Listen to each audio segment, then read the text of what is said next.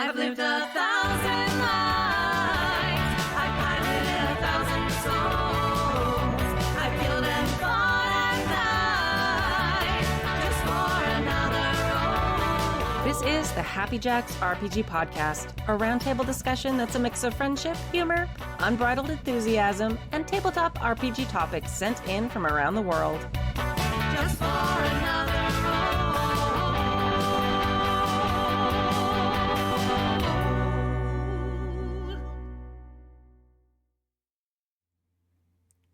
Hello, and welcome to Season 34, Episode 14 of the Happy Jacks RPG podcast. My name is Kimmy.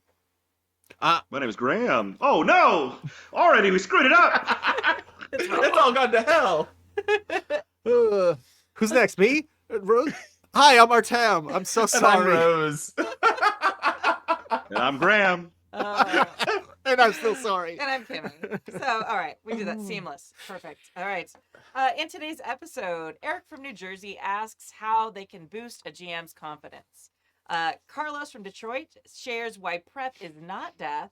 And from the archive 2018, David from Tampa shares a GMing horror / success, who knows, story.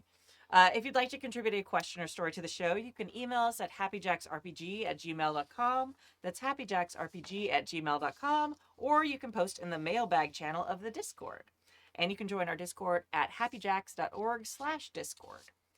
Announcements. Game Days was yesterday and a little bit today. There was like one game today. And it went really great. And the next one will be in November. Join the Discord at happyjacks.org/Discord to vote on the day and to run or play in games. And we're very excited that our mod Verk, who's awesome and also like hung out with us this weekend because he was in LA, is going to kind of be owning the game days. So he's going to be posting all the polls for days and all that stuff. So we're very, very excited. So start planning November. I'm guessing it probably won't be Thanksgiving weekend if you're in the US. So yeah, but we'll see. People will vote. Maybe everybody has that weekend off and that's what they'll vote for. Who knows? All right. Indie Designer of the Month. This is the last weekend for the September Indie Designer of the Month, Steve D. Him from Tin Star Games. You can find him at tinstargames.itch.io or tinstargames.com. This week we are discussing Station, a game of city building. Station is a unique city building game for 2 to 9 players. Improvisational mechanics force you to think in limitations while giving you an almost infinite capacity for invention. The city you make will be unique every time as you react to your fellow players. And at the end, you will also have a gorgeous city rail map of your location. You can use the city for your RPG campaigns or writing or just enjoy the fun of creation. And you can get that for $3 on tinstargames.itch.io. The thing that really caught my eye about this is, one, I have been thinking a lot about like the rail system and the lack thereof in Los Angeles lately. So this game like designs a city, but literally like the rail system. Yeah. So you get a map of like if you ever go to London and you see like the tube and all that stuff. And I don't know, it's just a very unique thing about a city to build. Yeah, it's fascinating how with some city building concepts, it's like that's the foundational thing is like how do you get around the city? And it's also interesting how in LA that wasn't the foundational concept. Nope, specifically not. Still has not been factored into how they build the city. No. As far as I know. Well, it was factored in as they specifically chose not to do it. Mm-hmm. They wanted it to be a car city, and there's a lot of racist elements in it. Go check out the Red Line. Also, if you've ever seen Who Framed Roger Rabbit, mostly a true story. It's not toons, it's people of color, but the red lines and all that stuff did exist in LA, and they destroyed it, and because they didn't want people of color to have access Another to great things. reason to rewatch Who Framed Roger Rabbit. It's so good. You. So I've never seen it. So the phrase "go watch Who Framed Roger Rabbit," it's a mostly true story. Just like my head started to explode. Yes. Okay. A documentary, really. I mean, if we're gonna be honest. It was directed by Ken Burns. People don't really talk about it. Yeah, there's a lot of violin music and slow pans. Okay. The the situational aspects of the world building are very based in real life things that happened. Yeah. Actual toon murder and It's a too late, Kimmy. I already believe that. It is. I It is the most already true believe that part. cartoon Everything else rabbits is are like real. inspirational. I mean, The I would be core is the tune, and everything else, like Yeah. you get Yeah. further away from the truth. Yeah, You I know, like the further you get from that. yeah, I just really want Jessica Rabbit to be real, honestly. That's just I mean, yes, of course. that's just really what I want. Okay. Yeah. Just want to be friends Yeah. with that singing sword. That's all. That's it, the sword, yes. Oh my gosh. Okay. Now I want to make a game about like Singing- weapons that singing sing weapons, show yeah. tunes. Go on, That's go right, on. yes. Keep cooking, keep So, cooking. Yes. Okay, wait. So it's like Ballad Hunter or Shanty Hunter, but it's Yeah. like the swords you collect have different songs. I don't know. There's a thing there. That's good. It's wild and wacky. So there is Mm. dungeon boyfriend dungeon where you Boyfriend like Dungeon, date yes. where you date your swords, and it's a dating sim / action RPG. Okay. And so Oh, you it's choose which good. weapon you're going to use for each run, and then it transforms into a beautiful person to date and talk to. I prefer the original, which is Panzermädels, which is Ah. which is tank girls, which Yeah, are hell actual yeah. literal tanks. Hell yeah. Well, if we're talking about my dating That's past, really then funny. yeah, most of the swords would be show tune singing. Yeah, great. yeah. Yeah, See? it's real life. That's what happens when you're a theater person. You date people who sing better than you do. It's all true is the thing, is that it's all true. It is Yeah, all true. Factual.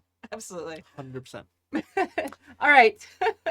Oh yeah, and you can get that at tinstoregames.itch.io for $3. I think I might have already said that, but I might as well do the pitch again. And yeah, next week is October, and we will have a new Indie Designer of the Month. Oh, also announcements. I forgot to add to the announcements. 2 of you are here, so it's very exciting. We are, for those of us who are in the fall season right now, it was pointed out to me that the Southern Hemisphere is in a very different season. But for spooky season, for October, we're actually going to do a series of one-shots run by different GMs in different systems and different games that are like spooky, Yeah. I don't know, spooky. That's what it Spooky, is. yes. Spooky themes. Yes. And Graham will be running one. Who's sitting right next to me in this chair here. That's right.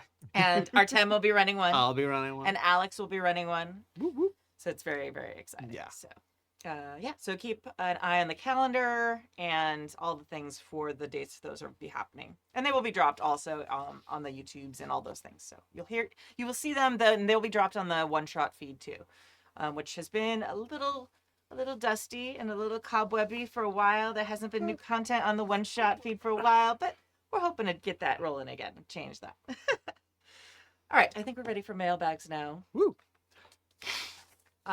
Who would like to read the new mailbag one? Artem. It's the short one, so I'll take it. Oh, okay, Rose. There you go. Dear Kimmy and fellow hosts, I am normally a permanent GM, but my one friend decided he wanted to try hand at GMing. He is amazing at it. While he is working on his technique, he is an amazing talent at it. However, he is hard on himself, as many GMs can be. I mean, that's just... GMs who are hard on themselves are just all GMs. Like, it's not even like squares and rectangles. It's literally just all rectangles. However, he can be hard on himself, as many GMs can be. Aside from compliments, can you think of other forms of encouragement my fellow players and I can give him? As always, stay gaming, stay tipsy, stay diverse. Mugs held high. Eric from New Jersey. Woo. Cheers. Well, I mean, let's all share ways that we are hard on ourselves as GMs, huh? Let's... Cheerful episode. Sure. sure. But just don't give advice, Yeah, okay? yeah. Careful. You're treading Ready. carefully. Here's- We're here to make content. So, That's right. Rose, how are you? How you doing? What's good? Not much, Graham. Not much. That's so true, Rose. That's so But- true. Very Yeah. few things. I second that. Well, I'm hard on now myself. is the autumn of our discontent. Ooh. I never feel ready. I never feel ready for anything. What a good transition. Have you ever met a GM who was ready, who wasn't also wrong? True. Wow. These are great setups for the next question. I can't wait. Like hold big pins in You know, all of these. I feel like this is great. how the snake eats itself. It's like I'm never No, ready no, for no, anything. no, You're like, no, well, if no. you It's said you all. weren't It's all. ready, This is uphill. This is a great ramp. Okay, We're well, building the ramp. One of the things about jamming too is like I feel very uncomfortable when people give me specific compliments, and I tend to it like and it's hard for me to like accept them because I feel awkward and weird about it. Like it's nice. I don't dislike when people do it, but I also don't know exactly how to react. Just Yeah. agree that they're true and move on. Yeah, and just move Like, on. But I'm trying to think like other ways besides complimenting are probably I feel like the hidden compliment, like when you turn to the person like who's playing with you, oh, that was an amazing scene. Didn't you love that thing? So you're like talking about how great things were without it being like a direct compliment for the GM. I think that might be a good one. that's I don't fair. know. That's fair. I also I cannot disagree with you more, Kimmy, where I need specific things that people liked because I use that to Ooh. figure out what I'm gonna do for Uh-huh. my next game. Mm. Because like I don't prepare for shit, so it is basically I want to figure out what everybody's order at the restaurant is so I can Mhm. make something at home that's similar Yeah. kind Yeah. of vibe. And yeah, like I need to know what hit and what didn't, because if I never get like readings on that, I never get calibrated. So if everyone's really quiet about it, it's just like, well, I'm just gonna do whatever I enjoy. And I guess fuck you, players. Like, thanks for showing up. Oh yeah. Um, Sounds like like a lot of prep to me. I've realized that no matter what game I'm running, I end up with Eldritch Horror in it, and it's just like, I hope you guys like Eldritch Horror in your teenage superheroes game, because that's what you're getting. Yeah. Yeah, that's interesting. I was reflecting on the fact that I've had at least 3 or 4 campaigns where a town-wide rebellion broke out. And I was like, the common denominator is me. The I systems think. of government are Oh, being overthrown. I'm the only one that's the X factor here. Just really tired of your manager at work, huh? That's right. I don't want to sleep on Kimmy's thing about compliments though. Like getting compliments in general is very difficult and hard to process as we as Skill human issue. beings, right? Skill issue? Is that what Skill it is? issue. Yeah. I think that it's a deceptively complex social practice Yeah. to Yeah. compliment and also receive compliments, as we're all sort of floating in these like islands of human experience. And so trying to connect and try to communicate, it's a big reason why I'm sure all of us love role-playing games. It's because there's new ways that you're communicating. And so while I like what you're saying, Rose, about like the specific feedback, totally, because then all of a sudden we're having a constructive conversation.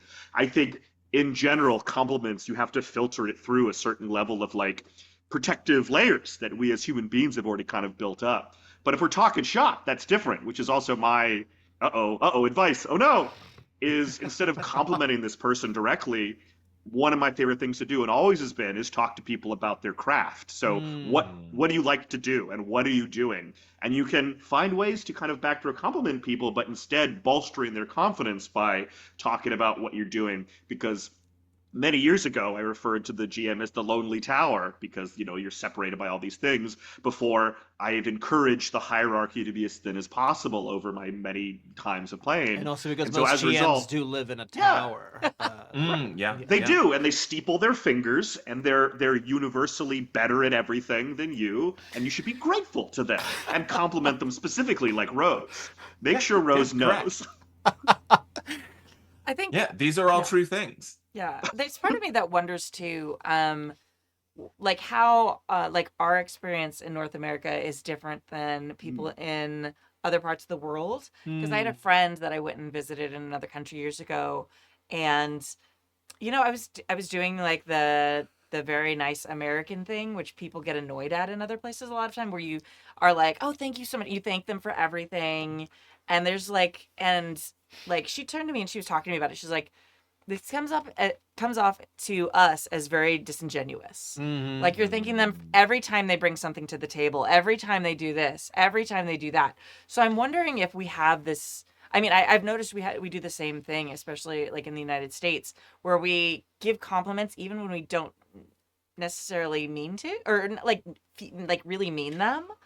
Yeah, So I there's some wonder. very shallow compliments out Sure, there. when Yeah. people are like, "Hey, do you want to Skill go issue. do this thing?" and your immediate reaction is like, "No, that sounds fucking awful," and you're like, "Oh, that sounds. I mean, I'd love that." Yeah. and you say the opposite of what you mean. Yeah, I would love to do. I'm so sorry. I have another thing that I would really rather not be doing. I'd rather be doing. Yeah, But, yeah. You know, I feel like if there's part of that woven into why all of us are a Mm. little uncomfortable with compliments, because we also then, when we're given them, have to sift between what's like authentic and what's true and what isn't. Hmm. I don't know. I think Grammy, you're tapping into something that you're saying here too, Kimmy. Is Yeah. like when somebody shows interest in a thing I'm into, that is exciting for me. That is a turn on, folks. You heard it here. Here's what turns me on when people are into a thing I'm into. So it's Yeah. like a way I think if we're talking about how to compliment a GM that maybe isn't just like, okay, I'm glad you had a great time, but something about them is like not making them feel particularly excited or they're so hard on themselves. Just like being curious about showing curiosity, interest, fascination in what they're doing. Yeah. Oh, Just God, get yeah. them to talk about the thing they're into, you know? Yeah. Having a player express interest in the work you put in as a GM, whether that's world building or NPCs or stuff like that, is super super powerful. Hmm. Like having people being not just excited to have a game, but to be in your game. Yeah. Like to be excited about the specifics of your game. It's just like, oh, someone being like, "Oh, I'm glad to be playing D&D," versus I'm really interested in this wizard character that showed up. I want to see more of them, or gosh, this tower seems really mysterious. I can't wait to find out more about it. Which like especially for people who are used to building D&D games, people excited about your world building almost never happens. Hmm. And so it's a very validating and very it's people recognizing that the effort you put into things. Mhm. Yeah. I especially love when people tell me what NPCs they're excited about, because that like it all you do is as a GM is play a multitude of characters, and having people shine a spotlight on the ones they enjoy is really special. Hmm. And really exciting to be like, oh, this is meshing with my audience. This is engaging. This is I'm succeeding here. Like this is what I've been trying to do since the moment I sat down, and I'm seeing success, and I can keep bringing that back in, and I know what I can include to make my game even better for my players. Hmm. Yeah, no, I think that's totally right. It's such an interesting situation because it would seem it would be so simple. Like just give people compliments. Yeah. And it's like, but it is, I don't know. There's a really really unfortunate kind of I'm no sociologist and I'm no historian, but like there's a really unfortunate expected behavior around politeness in the US. Hmm. That means we are nice but very rarely kind. Yeah. It's very, yeah. So people will say please and thank you. They'll learn all of these kind of like manners things, these very regimented, very like I dated someone who was like, if you're invited to someone's home, you have to bring a gift. Mhm. You have to do these things. These are the things that are expected of you. And whenever I would say why, it was well, this is how it's done. This is how I was raised. And I was like, it doesn't necessarily, if your goal is to show thanks for being invited into someone's home, a gift may not be the best way to do it. Mhm. Like there's a lot of things that were formalized and a lot of things that are ritualized that do not serve their intended purpose. Mhm. And my advice for GMs who, if you feel uncomfortable taking compliments, just assume they're all true. Yeah. Don't double think it. Don't Hmm. immediately say, if someone says that was a really great game, you go, yeah, it was really fun. Thanks for coming.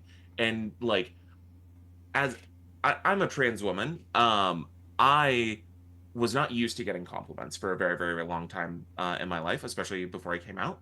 But after I came out, it was really hard for me to accept compliments because I didn't feel them. Mhm. Hmm. And if you want to feel like you're a better GM, start saying you're a good GM as a bit. Because that's what I did Right. with being attractive. And congratulations, I'm now attractive. You are. But Hell I yeah. started doing Hell that yeah. as a joke Hmm. because my go-to joke was I wasn't attractive, Oh. and that I believed that. Mhm. And the way you start changing how you believe is you change how you start talking about yourself and to yourself. So if you want to be a better GM, start saying you're a good GM. Don't say you're a bad GM. Don't come from that place of needing external validation. Validate yourself first, and then you can accept the validation that comes from other people. Like, not that you have to do it that way, but it makes it easier. Like, Yeah. when people say, I really enjoyed that game, look them in the face and say, I'm really glad you did. Mhm. Hmm. I think that's super just Great. on point there. I feel like, especially because so many people in like the gaming slash nerd community have felt othered for a variety of reasons a lot of their God, yeah. life. So like suddenly being in that place where where they are doing well and they are accepted after feeling so outside and othered their whole lives, that's a hard adjustment to make. Yeah. Thank you for sharing, Rose. Oh, thank you. And to go off of that, like, yeah, gaming is a great place for people who, yeah, didn't really fit in other places, and Hmm. that's why it's so important. Like, it's really a place for everyone, and regardless of ability or it's a way for people who hate to socialize. Like, it's a really, really cool thing. Yeah. um Yeah. Ugh, so good. So yes, nice. Snaps. Oh, all right. I can't do better than that. I don't know if anyone else has anything to add. Should we all go around and say something nice about each other? I mean, Well, this sounds dangerously like an adult conversation, which I would never do. But the just idea start of making dick jokes. the Yeah, that's- It transference that immediately makes it occurs. an adolescent discussion. Yes. Oh, there we go. Now we're talking. Good, good. Now I feel comfortable. For me, is so important about complimenting the person, and so much about, you've already described, you play a myriad of characters, and through the act of role play is this extended act of empathy over and over and over again. And so having a player express emotions that they experience during the game is reflective of the facilitator and their work. So instead of saying, like, complimenting the GM directly, the player can talk about the things they experience in the game, and that reads as a compliment. Be like, I was so scared when this happened. I was so invested. I loved when this happened, because that is the experience that we're all looking for, this emotional connection, and getting it all the way up to the door and leaving it there and then walking away without being like, open the door, like, here's this present for you. And the idea of everyone at the table means, of course, this is being internalized immediately. And so that separation, those barriers aren't there. And so you really can take it in and be like, I am beautiful. This game was good. It was Yeah, impactful. yeah. And that's what it's all about. Look, if you do want to, if this is Eric from New Jersey wants to kind of push, not to push the envelope, but like really wants to sort of manifest something here. At the end of the game, Eric, you could like sneakily be like, "Wow, that was great. Hey, why don't we all go around and share a highlight from the session? I'll go first. Okay, I really, just like set it up so that there is a moment when we step away and go like, wow, wasn't that great that all of us got together around the table, virtual or otherwise, and had this lovely time, stepped away from our busy, hectic lives, and delved into this fantasy together, and with this wonderful person at the helm, Yeah. Yeah. The biggest compliment I ever got as a GM, it actually nobody said anything. It's when the players were so into it that they started doing writing and like stuff yeah. between sessions. And I don't even know if they like connected that to it being a compliment for me. They were just so into that they were like doing the like writing letters and writing up scenes and backstory, scenes together and stuff in between sessions. And that was just made me feel so amazing. And I had nothing I don't even think they thought about it, and it was just like the best thing. So doing stuff like that show your enthusiasm and enjoyment for the game also between sessions is another great way of showing how much you are loving what's happening, with even a little farther step back from Artem's awesome suggestion of let's all say something good, like that they don't even have to in real time react to. They're just gonna like sit back and be like, oh, look at all this cool stuff they're writing. There is a player in my weekly masks game that's open to the public who draws art of her character, who is a living cartoon, and It's real, by the way. which are real, Which as is we've real. established, Cartoons are real. as Right. we're seen in the documentary "Who Framed Roger Rabbit." About the beginning of LA. Yeah. Yes. And it's her enthusiasm for the character and for the game is such fuel for everything. She may watch this, so Lunette, hey, you're great. Fantastic to have at the table. Woo, I am Luna. calling you out by name. But I also want to roll it back to what Artem said and say, I find it very difficult to get people to one at a time go around the table and say something they liked. It's like pulling teeth. Oh yeah. I usually find the easiest way to get people talking about what they enjoyed is to talk about what you enjoyed and like also spotlight other people's characters. Like, oh my gosh, when you were doing this, it was so much fun. That was a great moment. Really fantastic. Oh, when your character threw that person through a wall, loved that. Like, and you get kind of a conversation going and get people thinking about the experience. That's a lot easier than putting people on the spot. People put on the spot to be like, name 3 things you like, and it's like it's very much like the guy on the street being like, name a woman. And like you watching everyone forget the name of any woman they've ever met. Ever. Yeah. Like, What's my name? I don't know my name. Watching just the fail to find message play back in their eyes as this man's screaming, name a woman. We the lovely John Engie in their game of Savage Worlds had a thing where at the beginning of each session we used to do just that. Say like, all right, if somebody something you loved that another player did last session. It was like as a way to start the new session. And then there was a mechanical benefit because you'd get a Benny that you could then trade in to reroll rolls. So, it really encouraged people to be really complimentary to each other, which I thought was both lovely and sneaky. It was good.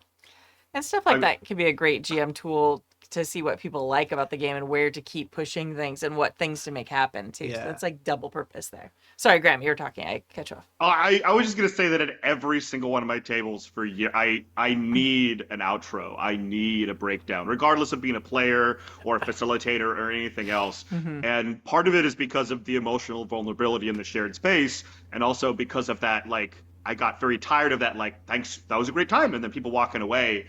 If the session is there and people are sharing these things, like, I want people to have that processing time, and also stepping out of it as players and to be able to speak as players. So I've done this in many different forms, usually some version of like roses and thorns. So like, we've talked about breakdowns and like highlights, absolutely. Like, what was this moment that was resonant to you?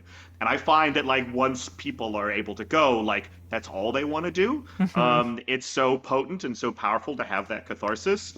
And then a thorn is often like a delta. It's people are like, it was perfect, I don't want to say anything. Often it's like, what do you want in the future? What are you thinking about? Like, and that's another way to like connect it as well. I remember being in college and we would play till like 1, 2 in the morning and then go on the back stoop and we would talk for like another 2 or 3 hours. And it was like 4 in the morning and my dear friend turned to me and said, Graham, I think I like the shit talk more than the game itself. And I was like, that is so powerful to tell my 20-year-old brain. And I never forgot it, and I'm telling you now.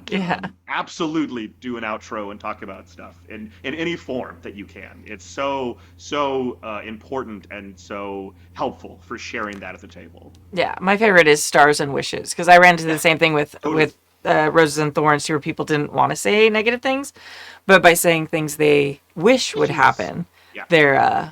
they get a lot of good things. I don't know why I'm redlining. Go ahead. All right. Okay. But yeah, for me, stars and wishes is like things I loved and things I want more of or wish would happen or want us to lean into. Totally. Yeah. Cool. Are we spent on that one? That's a I good feel one. like That's a good pin to put in it. All right. Mailbag number 2. Who would like to read this one? Artem, would you like to read this one? Sure. I'd love to read it. Here we go.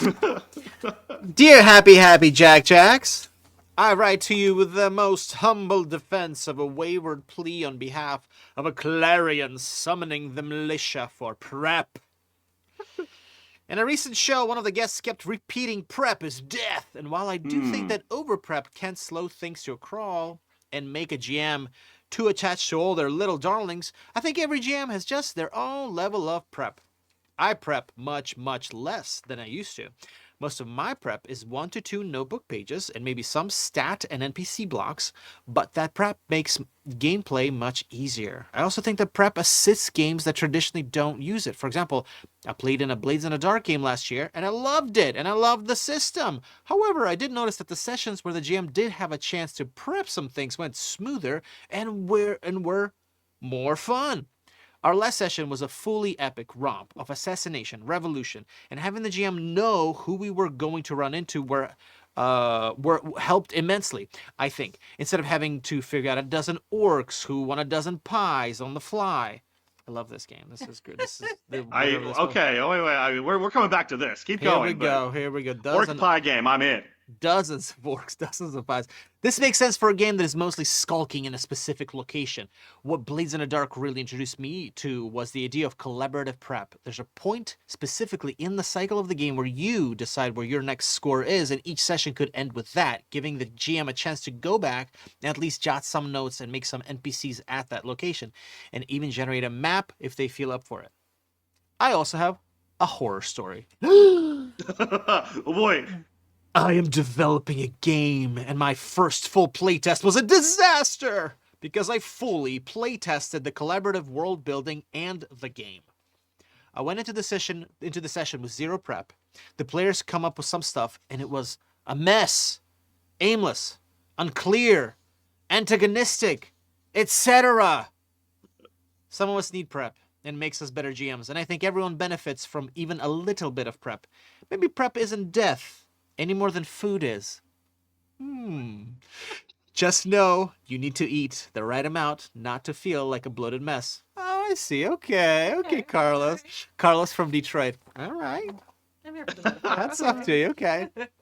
Food is not death. Oh man, this is great. Should I come right out and say the prep is death person is me, and then Kimmy called me out?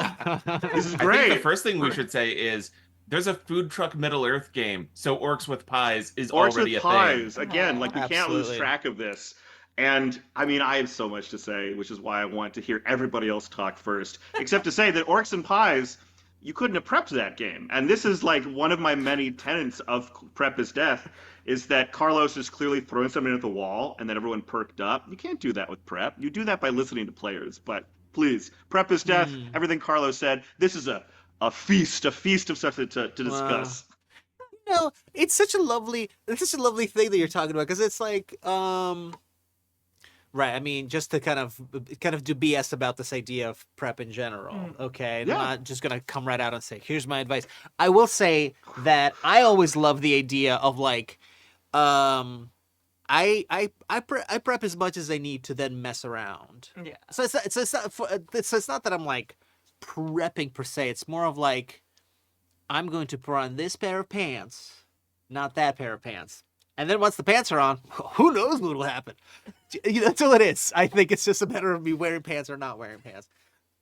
I'm great at analogies, so I just want to go on the record. Those Carlos, the food one is just swinging, you know? Like everyone needs a little food. Yeah, but like just enough so then you can then just fuck around and find out. Yeah. But you need something, a little box in which that fucking around can be going on. Yeah. I mean, I'm super boring with my metaphor, but like a sandbox. Like, you got to build the sandbox, and then once you got like the basics up and you know what kind of sands you got in there, then you can play and do whatever you want in the sandbox, and you can throw new toys in there and like pull them out. And you can tell I have a toddler, but it's like that's for me. It's like, okay, we know the sandbox reaches this far. This is this big of a sandbox, and this is what's in it to play with. Go, and then I don't know. I know it's so boring. It's not nearly as fun as pants or pie. No, very relevant. Yeah. Pants, pie, and sandbox. Yeah, no, this all tracks. It's the Whether name you're of my gonna put memoir, pants on or actually. not, like, it's a choice. You don't have to have the pants. Right. Right. You can have a pantsless game. Yeah. That's another It's a game. See, okay, so now You know? now you're already intuiting what I'm gonna say to you. Okay. That's Which is, right. if you come into a game with pants, all of a sudden you're cutting out the games. This is serious. I'm taking your metaphor to the logical conclusion. You're assuming things about the game, which is, what if a player doesn't want to have pants, or what are the expectations we have about a game with pants? Yes. And in terms of the sandbox thing, okay, very good for a toddler, but most of the time your players are not going to be toddlers. And I think this is my prep is death thing, is it comes into the expectations we bring into the table. Right. And it's just why the baggage we're bringing forward. This is why prep is death. And I bring it constantly because it avoids the idea of what is the game and what are we doing. And we forget to examine the things that we're bringing in. And this is why this is so important to me for so many reasons. Interesting. Yeah, I feel here's like the thing. interesting. yeah. Oh, go ahead. Here's the thing. Yeah. Some playgroups are going to demand different things, and especially some systems. Totally. Because I have, when you go in and your way to know what needs to be in a session is based off of the reactions you pull from your players. Sometimes your players are dead fish. Hear that, and- players? You heard it here first. You're dead You're fish. dead fish. Yeah. I'm not saying any particular players, but but Call Like them your out, masked Rose. game, or, you know, Yes, call them out by yes. name. It's okay. yeah, I'm calling out you, Steve. You're a This will dead be fish, very Steve. funny in the future when someone named Steve joins my Hey. game Hey. and finds this Yeah, episode. I'm not not dead- into that I'm- podcast, and I don't know what I feel about that. I'm not dead fish. Okay, what do you do, Sorry- Steve? sorry, Rose. But like some people, aren't fonts of creative energy, and some people aren't going to be able to give that immediate emotional feedback that you would feed off of to kind of go from there. And they need they need their menu. They need their list of things in front of them. They need to know, like, oh, we could go here, here, and here on the map, kind of thing. Yeah. There's a lot of people who, when given the option of anything, or like, what do you guys feel like today? There are a lot of people who will never be able to answer that. Like, there's a lot of people who, like, if you've ever seen I believe it was a College Humor sketch about ordering Chinese food. What's your Chinese food order? It's like, well, I don't know. Do they have a menu? And it's like, it's Chinese food. It's always the same. There's only so many different things. It's like, no, but I need to see it. And it's like, you're gonna get the sesame chicken. Well, I don't know. I might not get the sesame chicken. And it is like pulling teeth to get that order out of that person. And it can be like that with players. And so sometimes prep is the only option that keeps the game moving. Because if you have players who, I think people can be, I think play culture can shift this, but there are going to be a lot of people who, given games that are seat of the pants, figure it out at the table and go, there are going to be people who not only like don't latch onto that, but have really bad experiences. Yeah. And yeah. like I do not enjoy D&D, but I understand why D&D works for so many people, and it's because things like D&D gets you the Chinese takeout menu and lets you pick from fighter, wizard, cleric, and all of that stuff. It gives you that structure. It gives you that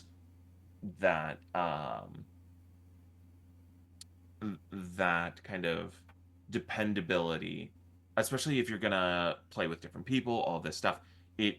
The prep side of that and the um, presenting things for the players and having all of this kind of behind your GM sheet thing can be a good thing. Not always, but I don't know. Yeah. I love it. Yeah. Go ahead, Kimmy. For sure. I'm gonna plus one on what Rose was saying about people who've had bad experiences. Like, especially as like a feminine person in gaming, I've had a lot of really bad experiences at different tables. So there definitely are GMs that I know who 100% like, they're like, hey, we're gaming. I'm like, cool, I'm in, but whatever. I don't care what it is. But for a lot of games, I want to know at least some premise stuff first. Like to know, hey, is this something that I'm going to feel safe showing up for or like in, participating in? It's like, oh, I don't know. There's been enough experiences there where it's not necessarily, I guess, prep, but there has to be some sort of premise or concept or vibe or something like, hey, this is going to be, a horror game. We're going to go really deep into like the body horror and stuff like that. It's like, okay, that's not really for me. Thanks. Love you, love your gaming, whatever. Not going to play that game. Things like that where it's like, or, hey, we're going to play, badass Amazons on Themyscira. You get to have a weapon that sings. And I'm like, super in. Like whatever it is, like just the game created in a lab just for Kimmy. Just for me, yeah, 100%. And whatever it is, I think having at least a little bit of the sandbox there. You don't have to have everything in there, but like just some boundaries there so that I know, okay, is this a thing I want to jump into or not? Is a really important piece. I feel, it's funny. I mean, like I'm kind of gravitating, but all of these, all of the stuff that we're talking about is like so prescient to me. I'm like, a part of me is very like, yeah, prep is death to me. It has been to me because I've done the thing where I've like, it's as if I've shown up into a room with my friends and I'm like, I forgot who all my friends are because I prepared all the other things that and I didn't prepare the things that they would actually like, so like I've over prepared and have almost meticulously not prepared the thing that the players actually want to do. Yeah. And so I'm like, well, fuck it. Well, why did we bother, And of course, like whenever, but again, I think it's different for everybody. Like I love improvising at the table. I love being surprised. So I'm almost like welcome the opportunity to not be prepared because then I get to be as shocked, as surprised, as like, oh, blindsided as the players. And then we get to riff and roll.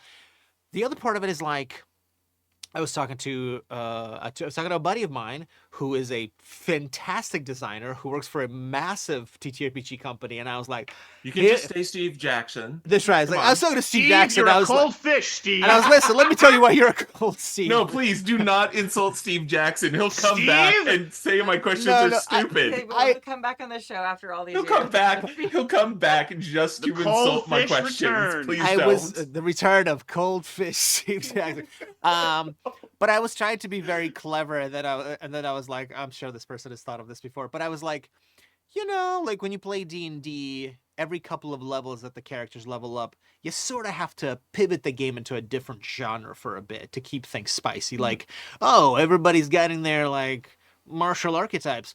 It's gonna be a bit of a heist game for a couple of levels, and you're like, well, and then some people are like, well, there's a game for that, and you can just go do Blades in the Dark. You're like, oh, we're gonna do a little like mind bendy, horror game. Oh, there's a game for that. Let's go play something else. Play Triangle Agency, and the thing is like, that's where the pants metaphor that I was talking about earlier is like, I'm just gonna put the pants on that are Triangle Agency brand. Where the pants meets the road. Here we go. And I just want everybody at the table to know, hey, the pants I'm wearing today are Triangle Agency. Does everybody know what Triangle Agency is? And then people are like, oh yes, I know about this game. Like I think part of that prep is like, just so we're all on the same page, because you don't want somebody to show up to a Blades in the Dark game and they were like, oh, I thought this was like a game about juggling circus performers, Blades in the Dark, and somebody turned the lights off, and maybe it is. And just like the orcs and the pies, we found the game. And I'm being serious. Like it's so important. So what Kimmy's talking about in terms of like safety communication, abso-fucking-lutely. Like the idea of like finding that at the table, like that's like session zero stuff. It's trust. That's fundamental. That's safety tools. Yeah. Coming in and saying what game are we going to play, or what is the idea, or like what are the lines and veils is not no prep. that is the essential work at the table of creating the environment, which I would say happens more when you don't prep because you come with this expectation that you're going to be sharing and you're going to be listening. And I love this Chinese food metaphor, but I wonder where it is with D&D. If a D&D player is the person who's like buying Chinese food, don't they always come in with like their fighter and they know what to do? Like, I understand that like ordering Chinese food is like it's reliable. You know what the line is in terms of action of play. The action of play has all these things you bring in. So why wouldn't you want to deviate? But people come in with these things, which is the baggage I'm talking about. Like D&D is like Chinese food, but that doesn't mean you need to prep more. I would argue that means you need to prep less because we have a shared language. We understand what's going on. And I think that what I'm prioritizing big time is health of table, communication, active listening. Whatever you want to prep is fine. But for me, the excitement is what are you sharing at the table? And then when people play game to game to game, what do they take it away from? What are they learning? What do people think a good GM is or a good facilitator or a happy table? For me, that's prep is death. It's not like no pants, no rules, which by all means have that conversation. That's Kimmy's thing again. Like, let's talk about what the game is going to be. And Sorry, I feel just like if we Happy all Jacks. come in, Nights. nice. There we go. We got it. dark. No pants, We no got it. rules. No pants, no rules. Blaze the Dark circus performers, which again could be a crew. You could have a crew of circus performers. You Like, need to use pants if you're throwing blades in the dark. okay, again, so we're It's having just- this it's conversation, safety and this is a tools, conversation safety we wouldn't tools. have had before. We wouldn't have had that thing. We would come in with expectations, and then the people who don't feel like they can speak up, who are marginalized for one reason or another, like those are the people that need to be spotlighted and listened to. And if we're all coming uncomfortably as strangers to the same D&D table, that's not going to happen because we're going to have a dungeon, and I'm going to hide behind my screen, and all these things are going to occur. But the idea of creating table culture to me in the games that I write is so important to me. Right? Yeah, table culture is really like just like I feel like a very important and like a very also just like a very cool like concept that I feel like sometimes just isn't necessarily on the forefront of people's discussion. But like, yeah, your table is special. Your group of people is unique, you know. And I think people can show up, of course, with being like, "Here's how you do this game." Slap the book on the table, and everybody has to like, whoa, whoa, whoa. He's like, yeah, nobody move until we learn this game and do it the right way. Like, I think that goes in the face of, hey, everybody at the table are unique people who are here right now in this moment on this day. They're different from everybody else, everywhere else. You could literally do whatever you're doing in your own special way. Like my sense of games in general is like and this is you know, not to be so brutally rude to a game designer, but I'm like, all games to me are Steve. yes, Steve. All games are blueprints for me. You know, they're blueprints for fun. And I'm only we made an analogy to architecture, I think, a couple of weeks ago, where somebody's like, you shouldn't ignore the blueprints in architecture. But in games, building things. but in games, a lot of times I'll pick up a game because I think the concept's interesting, and I'll maybe learn a thing or two about the way the dice work if there's dice in it. And then the rest of the time, I'm like, I'm so more in love with the concept and my interpretation of the concept that I've like already forgotten about the game, and I'm just gonna run with my idea of it.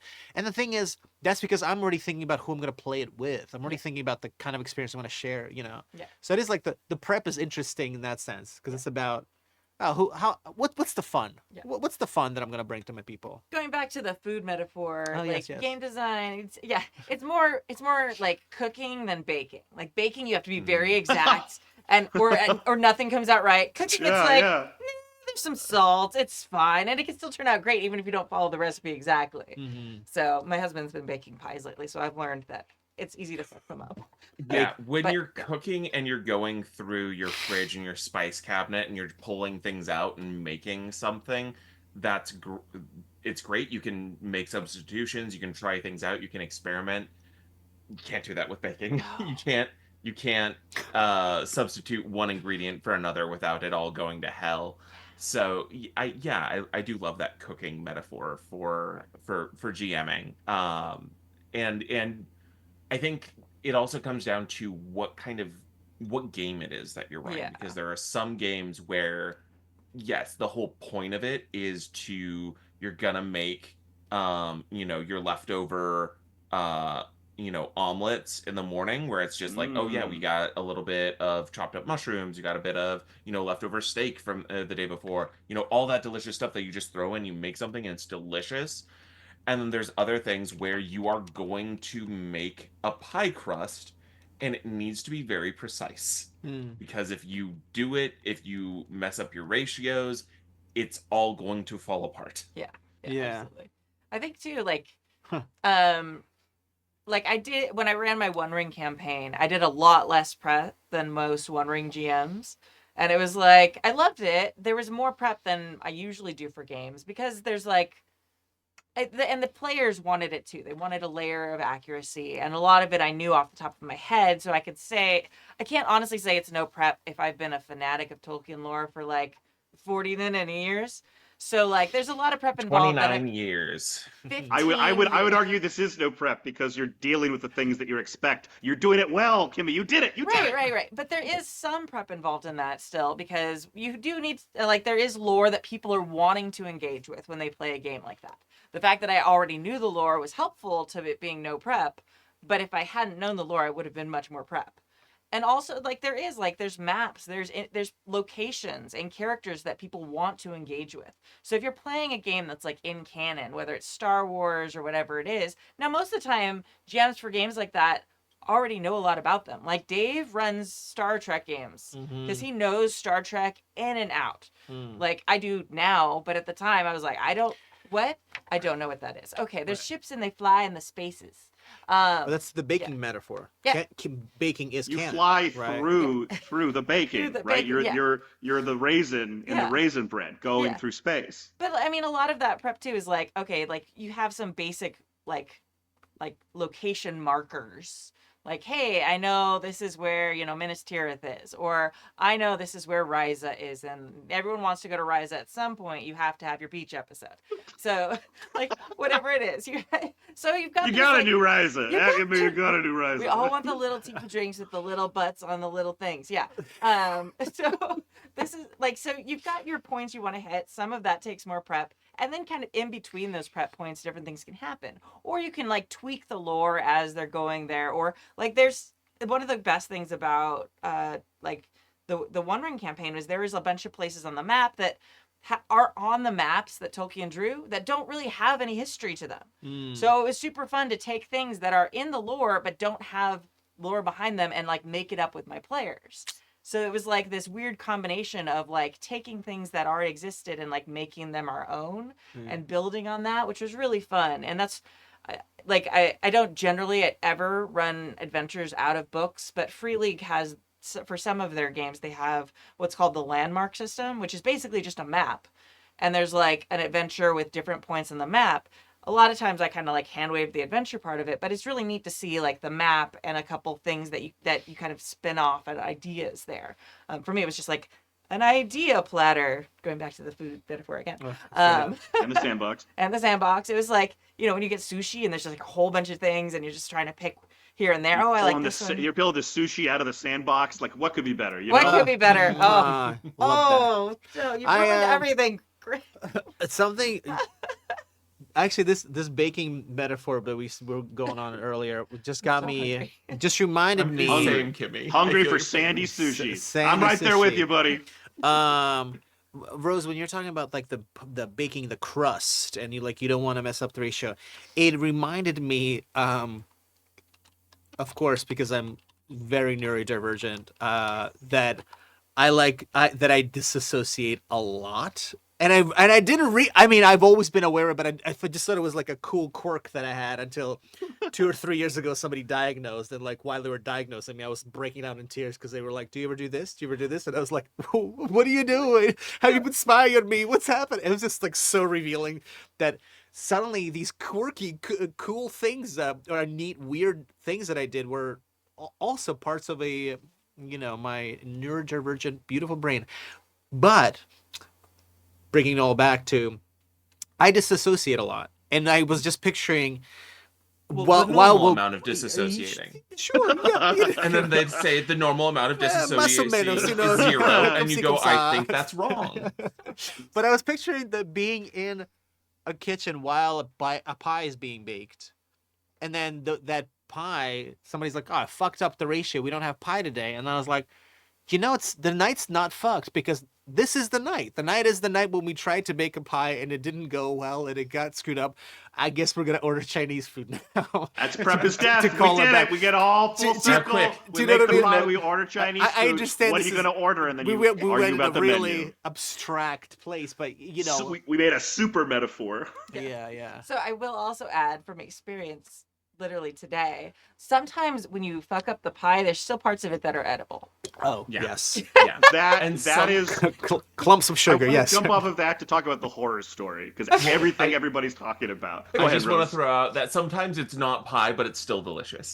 That's right. There you you know. go. Yeah. But also, and the last thing I wanted to say is some people love to cook and some people love to bake, and both of those are beautiful. Yeah. Oh yeah. I'm in kid Both- part both 3. delicious. Yeah, I'm in category 3, which is the eating category. Yes, I don't yes, cook. same, I same. don't bake. I just eat. Big All fan. the metaphors people are talking about with like the analysis and the discovery and finding and then even pulling like what are these lessons out, it explicitly reminds me of the horror story, which is this big button at the end of the whole thing, right? And so he's talking about making a game and how it went terribly because he introduced all of these things and they didn't go well. As a game designer, that is a fabulous playtest. Yeah. Because what you're doing is finding the things that like aren't functioning or you had expectations about, and that is the prep is death thing. It's the coming in and realizing, wait, why am I not doing what's working? But Carlos has said this was a disaster. For me to come in and have a playtest and do that thing with a game I've just written, and that to be all my feedback, oh, that's fabulous. Because what you're doing, your job is to then look at the pie. You're sitting there, the pie is sitting there, it's burnt to shit, your friends are laughing because they're ordering Chinese food, and you're like, what happened? And that's Salt great. instead of sugar. If the pie comes out, and everyone's like, this is the best pie, to go one question back, you're like, is it a good pie, or are they just lying to me? Like, you got no information out of this whole thing. So, Carlos, this like prep is death thing, and your desire to make a world-building game, I love it. Because those are the experiences you're trying to do, and I bet you, if you sat down and thought about stuff people said or what they were feeling about, it's going to make your game better regardless. And that is a great playtest. Yeah, it just like the feels of that first playtest and it being a horrifying. disaster. It's horrifying. Oh, yeah. Because you need to take that emotional, you're like, I'm shit, whatever, like I failed.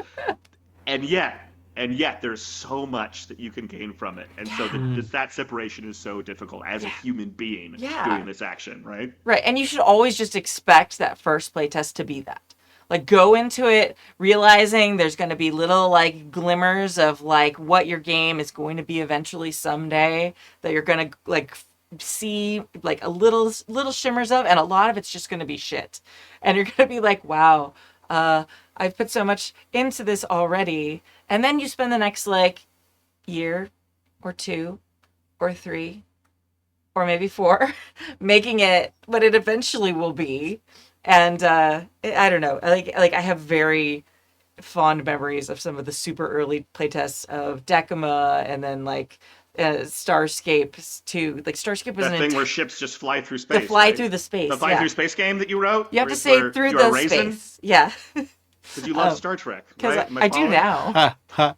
That's what started the love of like binging Star Trek is what made me like Now we're talking. love it and you're write. like, wait, this Star Trek thing, it's got something going on. And then I went looking for a game that captured the thing I loved about Star Trek, and there weren't any. So There I was you like, go. I will do That's, the thing. That's game design. Yeah. That's it right there. But there, I don't know. There's something really like remember it. Like Yeah. write some notes down. Like, and you'll go back to those later, and you'll just feel so. It'll just be like this wealth of emotion as a designer. It's like the first draft, or like when you first started. I don't know. I can't paint or draw like this. Like the one artistic thing. Like I am so amazing drawing. No, I can't draw anything. I'm like, here's my don't stick you figure. sing?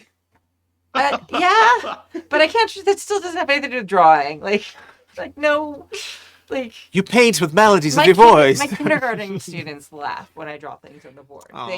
They think it's a very funny. You found your audience. Yeah, Hey. they are very charming about it. It's charming, and I'm like, okay. But anyway, there's just something really. It's like I don't know.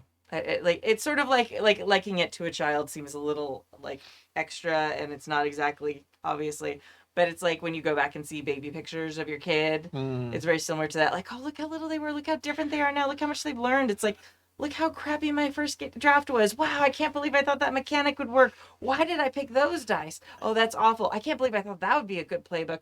I'm so glad I got rid of that. Oh, that was fun. I mean, I want to say. Oh, sorry, Rose. You were gonna. Oh, I've been trying to slip in. I believe it was the philosopher Adam Savage who said failure is always an option. Yeah. Hell Which, yeah. if you do an experiment and it fails, that's useful information. Yeah. So useful. So useful. I literally like. I wanted to say, Carlos, way to go, buddy. Way to go putting a game out there. Way to go to put it out in front of people. What you've done a brave thing.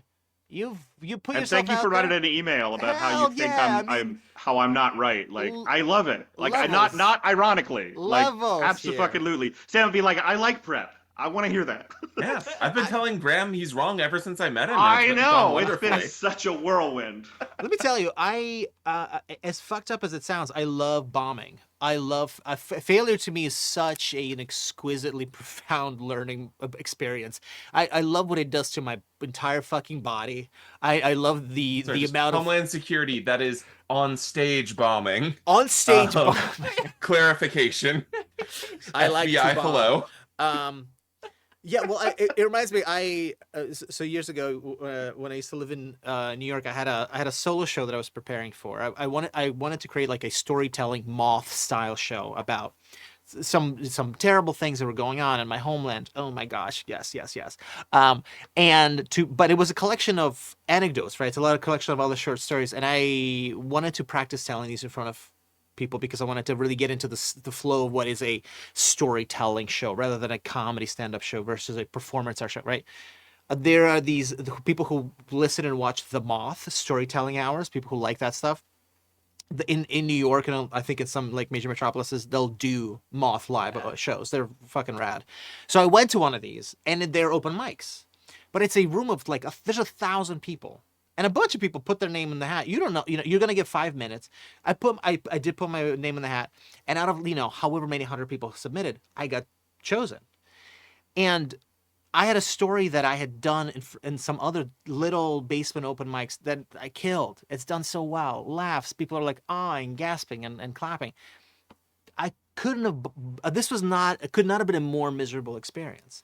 Not only like the jokes weren't landing, but like people didn't understand what the story was about. I suddenly got lost into like what the fuck I was trying to say, and it's really intense. So there's 1,000 people looking at you, and what's lovely about that experience is that like in that room, people expect some stories not to work. Yeah. Like before I went up and bombed, there were a couple other people who went up and bombed. And everybody in the room goes like, yeah, they're bombing, aren't they? They're bombing. Yeah, well, this is what bombing looks like. So they're like, yeah, we all agree this is what bombing looks like. So when I'm on stage, I'm like, I am bombing, and I know I'm bombing, and all of you know that I'm bombing. We are witnessing me doing a bad job. It just goes through a weird psychological sauna. It's like the only way I can explain it. I hear you on the psychological sauna. It's you go through something deeply unpleasant, but you get through it. Yeah. Yeah. That's you live. It's a cool thing. Oh man, the visceral reaction of my body to like the bombing on stage, and you're bombing, and the audience knows you're bombing, and you just look like the decision of, do I stop and acknowledge this? Do I just like keep like pushing through, or do I like, hey, so this is going like shit right now. What do you think? Like, why don't we skip to another thing? Like, I've done Just both. sit down on stage and you're like, guys. I've done like, and sometimes that's like the best call to just like break the ice and break the fourth wall and just be like, wow, this is terrible. And sometimes that works with GMing too. If you're like, hey, does anyone else here feel like this isn't working? And then the people are like, yeah, like, no, yeah, this isn't really Unless vibing. you prepped it, and then you got to go through. Like, you can't break that wall.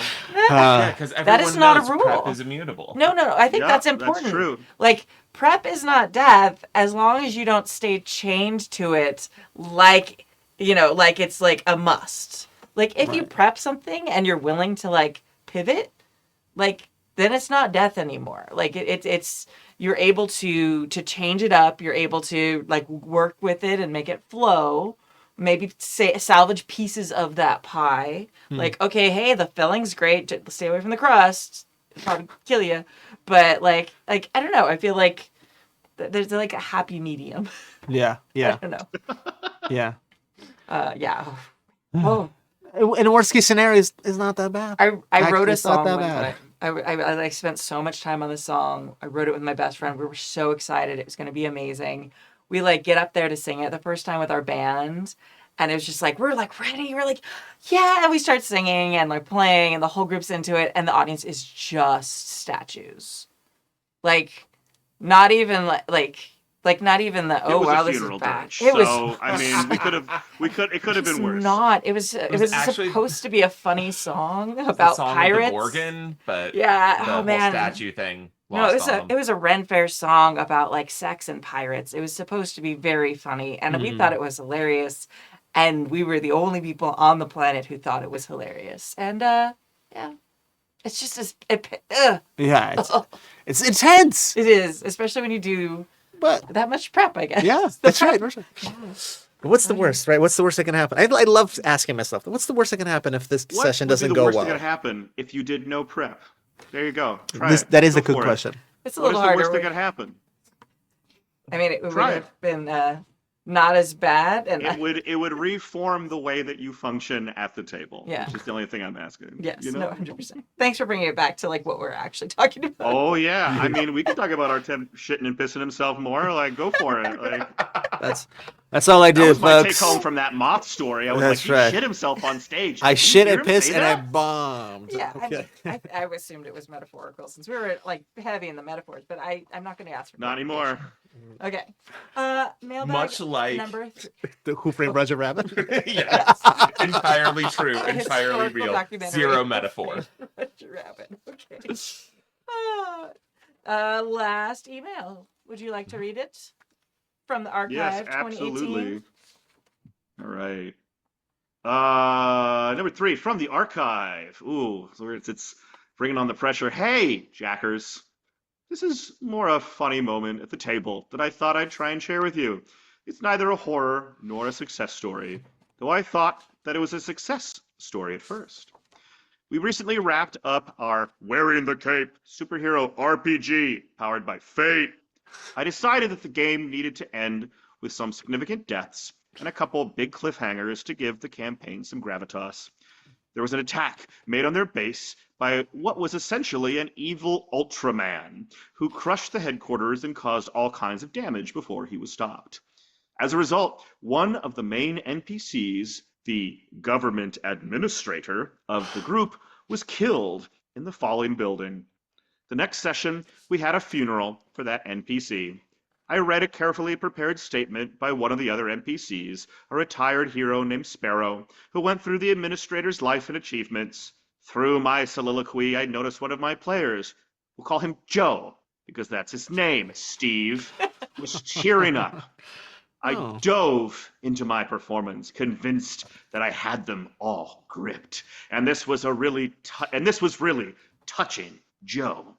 By the end, Joe was wiping tears from his face, and everyone was left speechless. Victory, right? No, not really. About 2 hours later, during a break, Joe told me that his cat allergies were really bothering him, and that he was going to have to switch to the other side of the table, away from the cat tree. I told everyone at the table that I thought he was really touched by the role-playing. Joe responded by saying, "Nah, I never really gave a shit about Colburn. Good speech, though." Cue the uproarious laughter at the GM's expense. That's right. Anyway, we've moved on to Mutant Year Zero, and we're really loving it. I'm still applying all the tenets of good GMing as laid out by the Happy Jack's Prep is Death RPG podcast. Continued, thanks to the podcast and all that you do. David from Tampa. Awesome. Incredible. Yep. Look, use what they give you. Yeah. That's absolutely. hilarious. Again, this is so funny to me that people keep, this was a terrible playtest. Oh, this is humiliation. Like, he misread a cue and poured himself into something and delivered and felt satisfied about it. To be like, oh, you didn't give a shit. But he felt so much pressure. He felt pressure to deliver this performance, because it was the end and he has all these plans, all this prep. I mean, for lack of a better term, let's call it prep. And he really poured himself into it. I bet that monologue was great. I bet it was. I bet you were great, Tampa.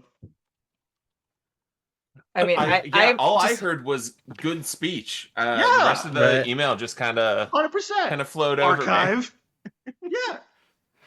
Yeah, I think it's hilarious because I'm so allergic to cats. That's like that is literally That's the only reason almost Timmy picked this. Yeah. You're like, oh, the cat one. I love those bastards. I've sat there, like, especially when we first started gaming at Jason's house, and his dog, like, would be on the furniture. Like, I'd be, like, in the corner trying not to sit on anything with upholstery and, like, taking a bunch of allergy meds and still, like, tearing up sometimes. I like to imagine that Joe's lying and that he really was, like, overcome, but he just couldn't admit it. No, it's just allergies. I don't care about Goldberg. Stop. No, he was shitting and pissing himself, and he just didn't want to admit it. Yeah. That was the problem. That's how. Can we exit that particular ongoing joke? Absolutely. We'll go back to the tunes. You got it.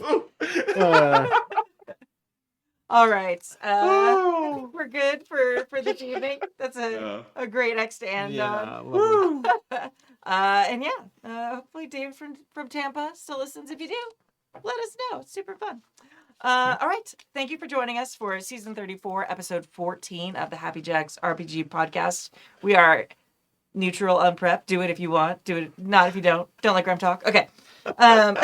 Please support our amazing indie designer of the month, Steve D. Him from Tin Star Games. You can find his stuff at tinstargames.itch.io or tinstargames.com. Thank you to our chat mod, James V. And to our honestly, truly amazing Patreons who keep us ad-free and independent. You can join their amazing ranks at happyjacks.org/Patreon. Just want to say for a minute, patrons, I've gotten some awesome messages from you in the last few days, and I see you and I appreciate you so much. So heart hands for all of you so much. My name is Kimmy. I am Artam. I'm Graham. I'm Rose. I'm Rose, and I lost the staring contest. Yeah, it's fine. All right, we are leaving you with a song today. It is called Prickle Holly Bush. It's a traditional song by the Merry Wives of Windsor. You can find that and all their other music at MWOW.net. Thank you all so much, and we'll see you next week. Bye. Bye.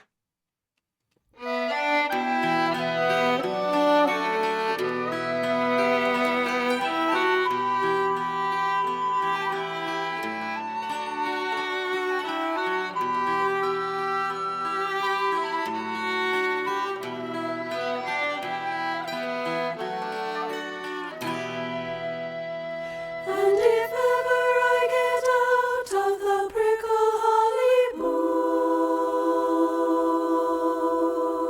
bush, I'll never go in there anymore. Come slack your horse, cries Joan. Come slack it for a while. For I think I see my father dear riding over yonder stile. Did you bring gold? Did you bring silver to set me free? Or to save my body from the cold jail walls and my neck from the high gallows tree? I've no gold, I've no silver to set you free. For I have come for to see thee hang along the high gallows tree. Oh, the prickle holly bush, it breaks my heart full sore. And if ever I get out of the prickle holly bush, I'll never go in there anymore. Come slack your horse, cries Joan. Come slack it for a while. For I think I see my sister dear riding over yonder stile. Did you bring gold? Did you bring silver to set me free? Or to save my body from the cold jail walls and my neck from the high gallows tree? I've no gold, I've no silver to set you free. For I have come for to see thee hang along the high gallows tree. Oh, the prickle holly bush, it breaks my heart full sore. And if ever I get out of the prickle holly bush, I'll never go in there anymore.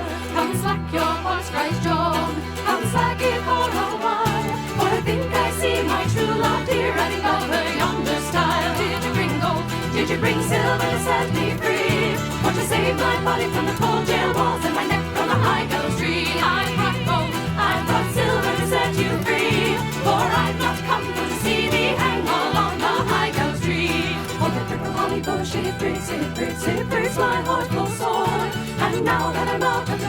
bush, I'll never go in there anymore. Oh, the prickle holly bush, it breaks my heart full sore. And now that I'm out of the prickle holly bush, I'll never go